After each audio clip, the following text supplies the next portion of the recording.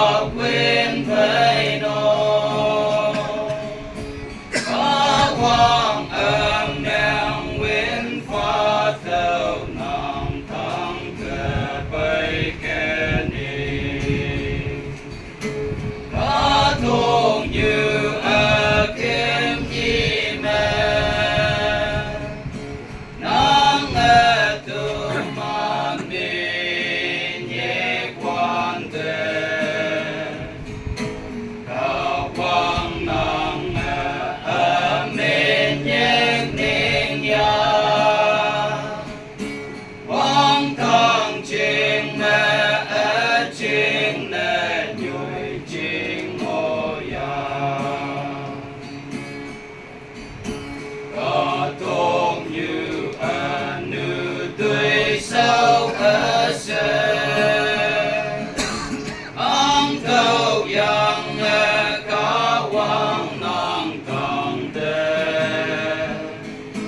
nàng áo trai nàng tươi sâu lên đi có quang năng ở tê mây nàng ký sẽ in ya có thuộc như ở kim nhi mẹ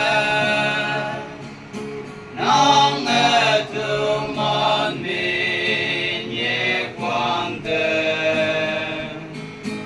có quang năng ở bên nhẹ ninh ya quang thăng trên mẹ ở trên nè nhồi trên ngôi ya từ đây mong sang phù ca thúc như hoa đi cha tàu ông tàu kê la sang hạ phù dân lên yang phải mê apa năng phải hậu lạc sẽ theo mong hem nào có thuộc như ở kim nhi mẹ nắng nghe từ man mi nhẹ quan thế